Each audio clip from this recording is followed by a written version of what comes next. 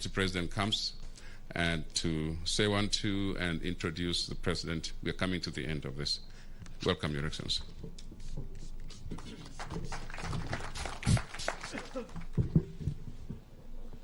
Your Excellency, the President of the Republic of Kenya,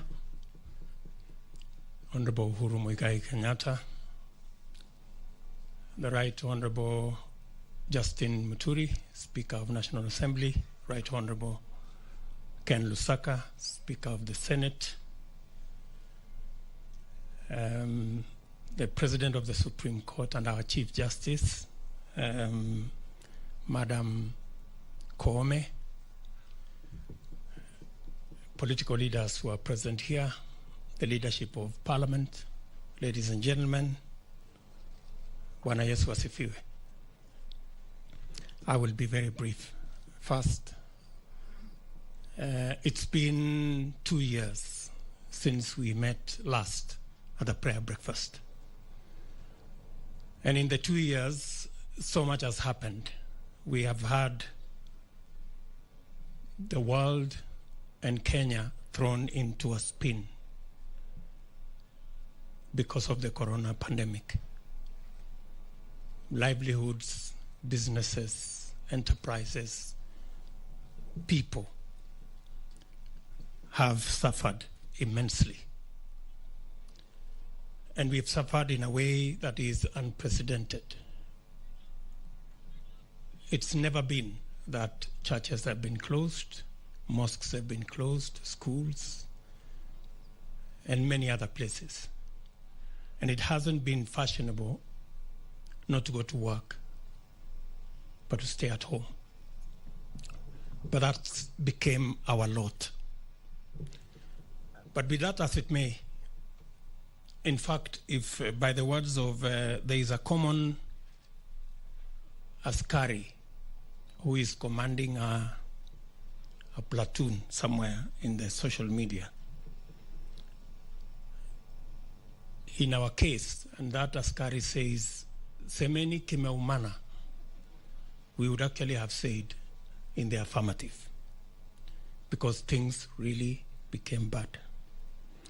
Your Excellency, but because of your leadership, you stepped in, and our country, the ship of our country was steadied.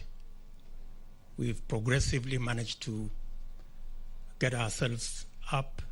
The ministry has done a commendable job. And today we are discussing how we are going to vaccinate citizens so that we can get ourselves out of this pandemic and begin to manage the economic issues and all the other issues. But be that as it may, we've had also, even in the midst of this pandemic, we've had positive things. Courtesy of this administration, the President launched the other day the Lamu Port, amongst many other projects that have been undertaken. We got ourselves a brand new Chief Justice, the first lady ever in Kenya to be Chief Justice.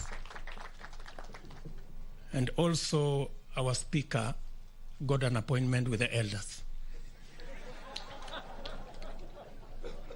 And I think it serves him right. After being a speaker for so long, maybe it's time to be a spokesperson. So much has happened in that space. But I keep, as we reflect on this day when we have come to pray, both those of us who are here and those of us who are elsewhere, two things come to my mind.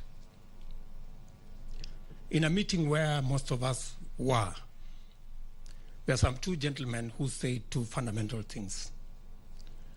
One was a bishop who asked us to try the Jerusalem dance instead of the other two that we had. So much happened, but as things stand today, The Tanga Tanga tours are not there, and the reggae has also stopped. I think we need to listen to what that bishop was telling us. We need to do something together. In that same meeting, the former Prime Minister also said something that was profound. In fact, in a very uncharacteristic manner, he gave us a verse. And he told us about Isaiah 1:18 that says, "Come, let us reason together." Maybe again, God is speaking to us and saying, "Come, let us reason together." Finally, last night, as I was preparing, villagers came from the village, including some of my relatives, because my daughter got a spouse. She works in foreign affairs, and so she got a foreigner to be her spouse. And so one of the gentlemen from the village was speaking to us, and he said something again, though coming from the village, that is very profound. He was telling us about this wedding in the Bible that was in Canaan. Not the Canaan that we all know in Kenya, but there was a village called Cana. And in this wedding, among the people invited was Mary, mother of Jesus, Jesus' mother, and Jesus himself, and others. And of course, in that whole thing, there was trouble, and there was shortage, na pia kiliumana. But because Jesus was there, things were sorted out. And he was telling us that in whatever plan, in whatever agenda, in whatever mission, have God in the equation. And I think that is profoundly what, again, we are reminding ourselves this morning. With those many remarks, it's now my duty to request our President, His Excellency UHURU Muigai Kenyatta, to come and make his remarks. Mr. President, sir.